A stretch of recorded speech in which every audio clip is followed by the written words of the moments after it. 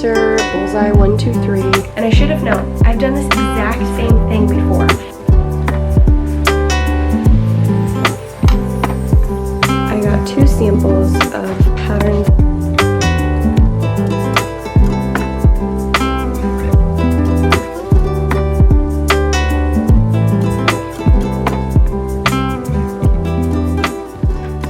Hello, and welcome back to the vlog.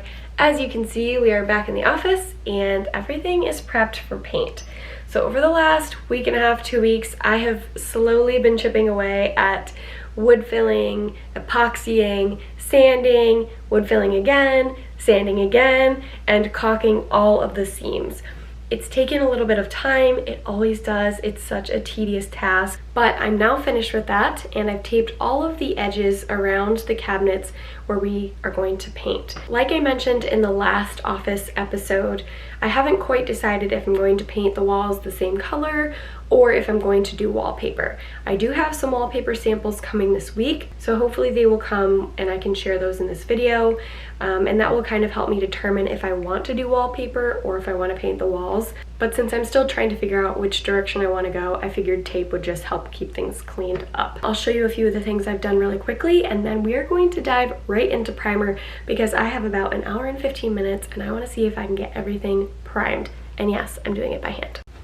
So anywhere there was a 90-degree angle where the wood met the wood, I caulked the seams so there was no gap there. Anything along the back where it met up with the beadboard, I just left it as is for a couple of reasons. One, when you run the caulk along the seam there, all of the caulk gets stuck in each of those little grooves and it's just kind of a pain to clean out. Sometimes it doesn't look very clean, so I just left it. But also, as you can see, we don't really have much of a gap back there, so I figured it would be fine as is. Anywhere we had imperfections in the wood or nail holes, I used wood filler and sanded those down so that they were smooth with the surface. There were quite a few of those areas and I had to do that a couple of times in some areas because I didn't quite fill it perfectly. You can also see just barely that I sanded down all of the plugs I used to fill the pocket holes, and that also took a couple of steps. So I glued the plugs in, I sanded them down, then I added some wood filler just to a few areas that, weren't completely filled by the plugs, and then I sanded them down again. So that was a 2-part process. You'll also see some black material at the seams, and that is an epoxy that shouldn't split. So over time we shouldn't see like the cracks reappearing, and that's why I used it on the face frame, because obviously I want that to look as much as possible like one single piece. So you can see along a bunch of the edges up there, I filled those seams and I sanded them down just to ensure it was as smooth as it could possibly be. Everything has been sanded down multiple times and wiped down with tack cloth. This is just sort of a cheesecloth type material that has this like slight stickiness to it, and it just picks up any of the dust that's left that you can't pick up with the vacuum or you can't wipe off with like a paper towel. And really that just helps ensure that our surface is as smooth as it can possibly be. All that said, we will have to sand again several times anyway, so it's not that big of a deal. Now that we are all prepped, I'm going to mix up the primer and start throwing it on the cabinets.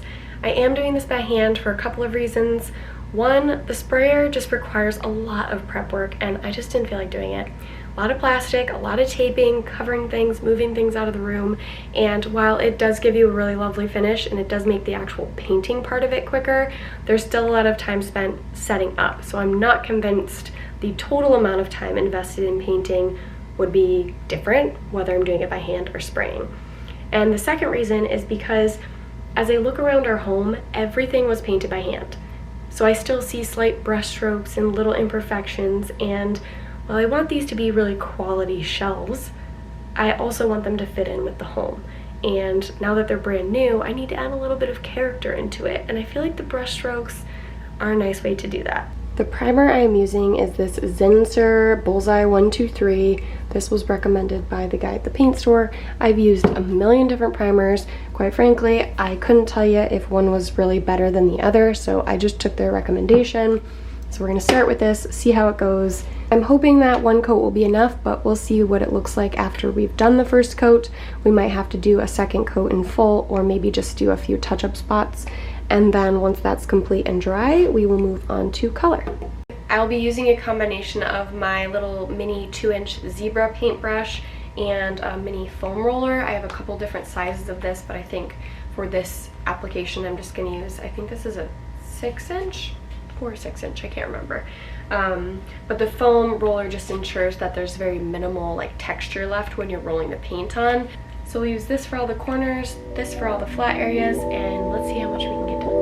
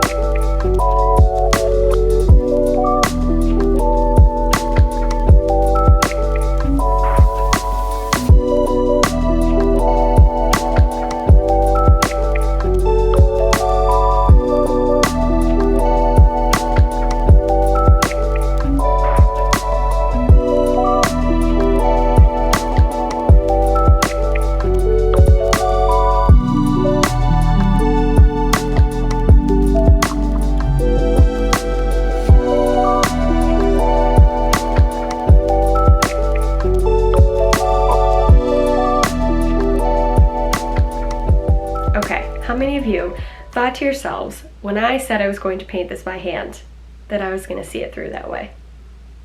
Because I thought I was going to. I was like, this will be great, it'll be so peaceful, I'll throw a movie on, I'll hand paint away, and I haven't even finished the first coat of primer. This is taking a long time, and I should have known. I've done this exact same thing before. When I was building the built-ins in Matt's office, I painted the whole first coat by hand, and then I was like, nope, I don't have time for this. And then I set up all the plastic and taping so that I could spray. And here we are again. So we're gonna pivot. I got the sprayer out. I'm going to tape a sheet of plastic up and finish taping off all the areas that don't need primer. Then I need to sand down everything I've just painted already, because you want to sand in between the layers to try to keep it as smooth as possible. And that helps with adherence as well. And then once it's all sanded, I'll wipe it down with a tack cloth, and we will spray the second coat of primer. It definitely needs a second coat, and at this rate, I'll be painting for the next month. So it's time to speed it up.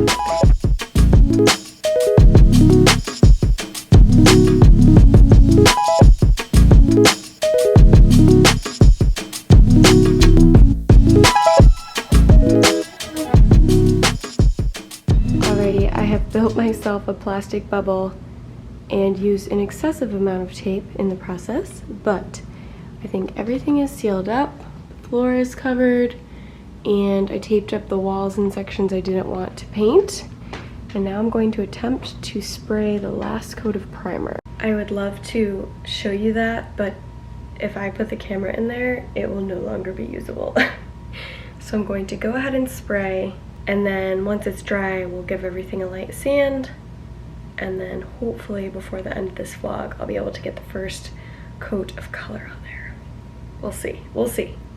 I look ridiculous. I put plastic bags on my feet. Because the paint spray just drops from the ground and then the whole ground gets covered. And my socks always stick, and my bare feet always get painty, so thinking outside the box. I'm about to put my mask on, so I'm gonna be all covered up except for my eyeballs.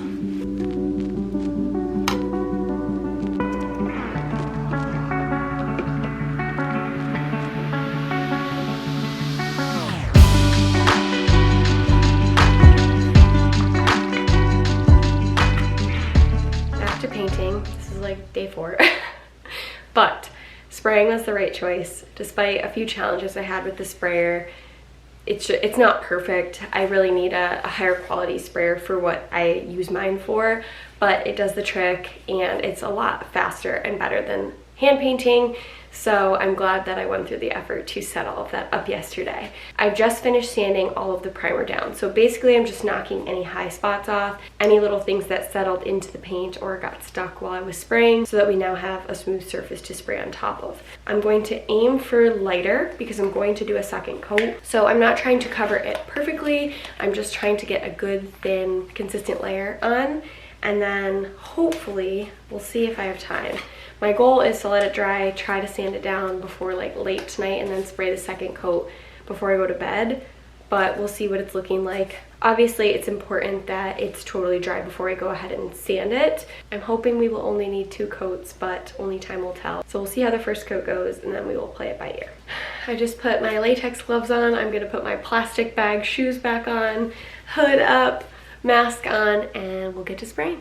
While we literally wait for paint to dry, Matt and I have decided to impulsively change the couch around. So we used to have it kind of facing this window, but we're going to rotate it so the back is along this wall here and it faces the doors, just to see if that creates a slightly better flow and also allows us to open both of these doors. I also rotated the rug here, and that gives us more clearance underneath the doors where before it got a little bit stuck. So we're gonna give this a go and see how it works.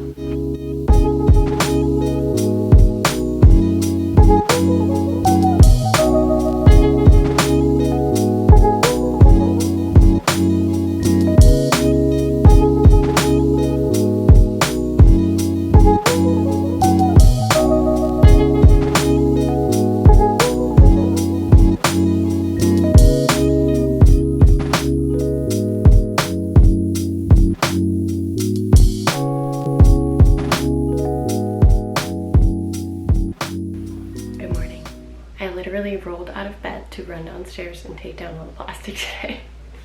I have absolutely no chill. I never have patience with this stuff, but now that everything is cleared out of here, plastic, paper on the floors, tools scattered everywhere, I feel so much better. The mess and chaos in this room was just stressing me out. So I'm very glad I decided to spray because I still would have been hand painting. I probably would have only been on the first layer of color. I'm guessing you want to see the color, but I think we're gonna wait until next week. Just kidding. Let me flip the camera and show you how this all came out. You'll have to forgive me for the poor lighting, but you can see everything is covered in color. And oh my gosh, I can't even tell you how happy this makes me. I love the color 10 times more now that I see it just like flooding all of the wood. It's this like beautiful sagey olivey color. It's not too dark, it's not too green, it's not too beigey. It's the perfect color, and all in all, considering the sprayer was giving me a little trouble, I think we've got a pretty smooth coating. I will have to sand down a few rough spots and just like touch them up with a foam roller, but aside from that, I'm really pleased with the coverage, and I'm also really pleased with my seams. I mean, like, there are these areas where the 2 pieces of wood meet and you can't see the seams, so that means I did a somewhat decent job of filling everything, and I'm really happy with how that came out. One thing you'll notice is I still haven't drilled holes for cords, and I really should have done that before I painted, but I just don't know where those are going to be yet, so I'll wait until I kind of decide where I'm going to put like my laptop and where the printers are going to be plugged in, and then I will drill the final holes, and we'll just have to do those very carefully. I suspect I will put one in this corner here, and then likely underneath on the back corner of the cabinet, because I think I'll have the big laser printer under here, so I'll need a cord to be able to plug in. Now obviously, like, best case scenario, these would be hidden in the cabinet, but I didn't want to do that because I have so many things that I plug in, and it'd be a pain to have to open the cabinet to plug stuff in every time. So I figured we'll just cover those, we'll get some pretty plates, or if I do wallpaper, we'll just cover the covers in the same wallpaper so they blend in really nicely. Speaking of wallpaper, I got 2 samples of patterns that I was liking. Well, I should say, I am loving this. I love this. It reminds me of a Sister Parish pattern that I'm absolutely obsessed with, but the Sister Parish pattern not only is it a little more expensive, but it's also a little more like maximalist, and I like that this one's a little subtle. This one I thought I was going to like, but I don't know, I feel like the lines are just too thin. They're very, very fine, and while it looks really nice on the wall, like it's not that bad, I just keep gravitating toward this one. So I'm gonna tape it up in a few different spots and just kind of like see what I think. I love the play of green and blue. I love it so, so much. I definitely am not a matchy-matchy person. Like, I'm totally fine if, you know, there's a little bit of contrast and tension between the paint color and the wallpaper, but I just feel like that will add a brightness and a softness to the room without totally competing with this like sagey green. So that's what I'm leaning toward. I'm gonna think about it a little bit. One of the things I thought, which Matt literally laughed at me and thought I was crazy, but I could always take a tiny little paintbrush and dip it in this green paint and just add a little bit of green into the wallpaper once I put it up. I know this sounds absolutely absurd, but it would be a fun project I could chip away at, and it doesn't need to be done day one, and it would be a really nice way to tie in this color right into the wallpaper so it's like an exact match. But even as is, I think that would be a really fun, soft, feminine, but like not overly girly kind of look. So I will tape this up to the wall and just let it sit for a few days, move it to a few different areas, and I will calculate how much we need because we've got quite a few awkward walls that we need to cover, different spaces that are kind of broken up with the desk and the window and the doors. So I'll see how much we need and what that would cost and make a decision next week. Oh my goodness, I really do look like I rolled out of bed, so this is me. I'm going to wrap the vlog up here this week. I know it was a little bit chaotic, but it was just one of those weeks. Bouncing around, changing my mind, randomly moving the couch around. But somehow, despite being so crazy and busy, we got this thing painted. So it pays to pause and pivot if you need to, because sometimes there's a quicker, more efficient way to do things. Lesson learned. And I need to remember the next time I do this, just spray. Just spray. Don't hand paint it. My dad is going to be visiting next week to help with a slew of random projects. So I'm going to pause on the office and take advantage of his help while he's here. I sent him a big long list of like the most random things, but a few things I just need another set of hands for or another brain for, and we are going to be talking a little bit about the patio. Our goal would be to do that next spring or summer, but I'm really stuck on how to approach it. So I've called in the big guns and he's gonna help figure that out. We'll be back to the built-ins and hopefully maybe wallpapering. I don't know, we'll see, the week after that. So thank you so much for watching this week. If you liked the video, make sure to give it a thumbs up and subscribe for future updates, and I will catch up with you again next week.